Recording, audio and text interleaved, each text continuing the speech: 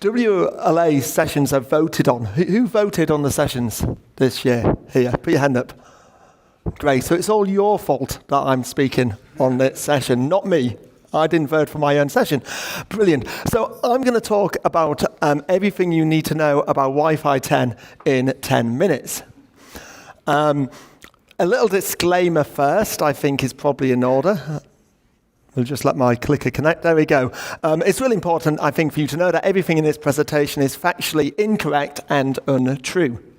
Now we've got the disclaimer out of the way, let's learn about Wi-Fi 10. Wi-Fi 10 is based upon the 802.11bs standard. It does define the super high increased throughput PHY.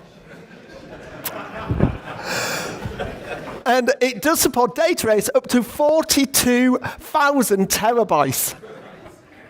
Now, I know what you're thinking. How is it possible to get 42 terabytes of data? Well, that is because every AP has an impulse engine built up in. And that is the secret of Wi-Fi 10. We are combining quantum mechanics with nuclear fusion, all inside one AP. Now, what does that allow us to do? It allows us to get faster than light speed data transmissions as we enter sub-warp speed data transmissions. And this really is the future. Now, when you consider young people today, they like everything at a push of a button, isn't it? We want data and we want it now, instantaneous. Well, the generation of the future is going to want data before they need it. And that's why we need light-speed communications. Imagine this. You go to Netflix, but because the communications are faster than light, you can actually watch a film before it's released. All possible with Wi-Fi 10. And this is all absolutely true. Now, I know what you're thinking. Come on, how can you really see into the future? Well, that is because there is a flux capacitor that's going to be built into Wi-Fi devices. That's absolutely true. Now, some of you are going to be cynical, I understand that, when we're talking about future technology. And you're going to say, well, what about Shannon theory?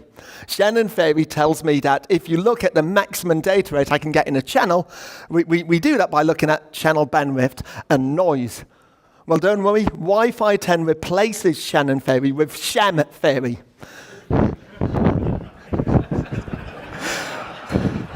Sham theory says the maximum data rate is whatever you believe it can be. It's a marketing person's dream. It really is. And as the great philosopher Disney once said in Cinderella, the dream that you wish will come true. So it must be true.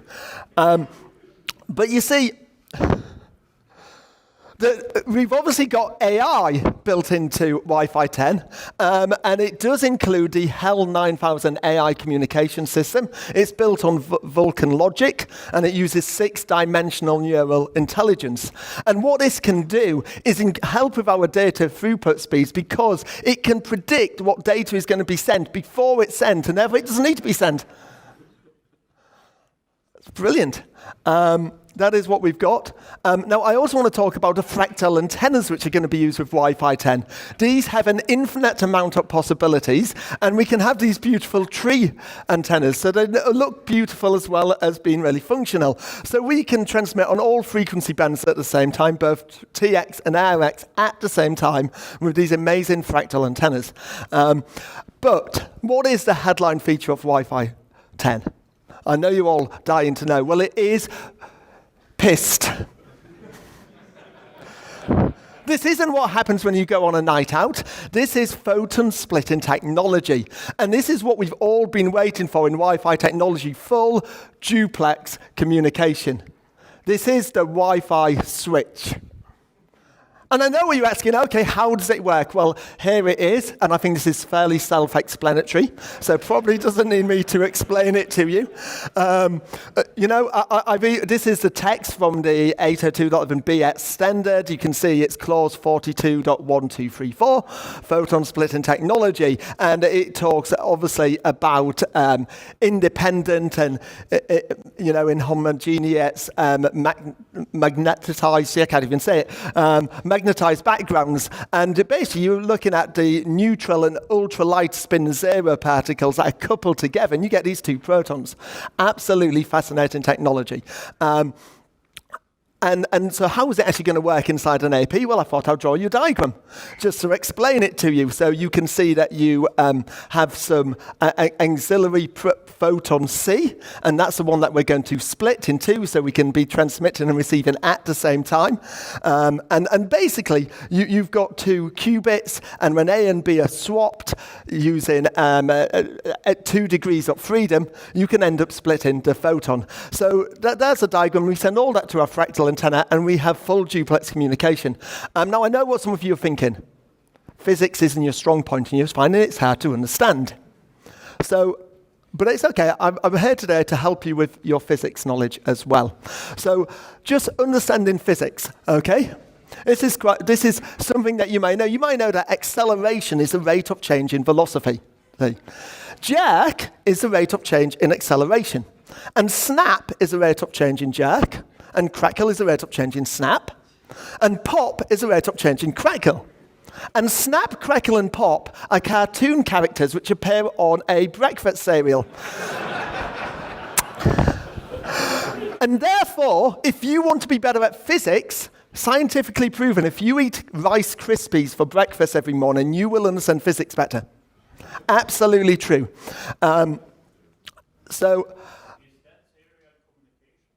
Absolutely, serial communications, yes, but it does help you understand physics. First of all, cryptography. In Wi-Fi 10, all data will be sent in the clear. That is quantum leading edge advanced RSA. Now, which basically means we don't need to worry anymore about complex processor-intensive cryptography algorithms, because believe it or not, the data when it's in the air is both encrypted and decrypted at the same time. And therefore, it's only how you observe it, and it's when it's observed by the receiving station, they see it unencrypted, so they don't need to bother unencrypting it, but if it's observed by anyone else, of course, they'll see it encrypted. Clear security. It is the future. So there you go. Wi-Fi 10 in 10 minutes. But the big question, should I wait for Wi-Fi 10?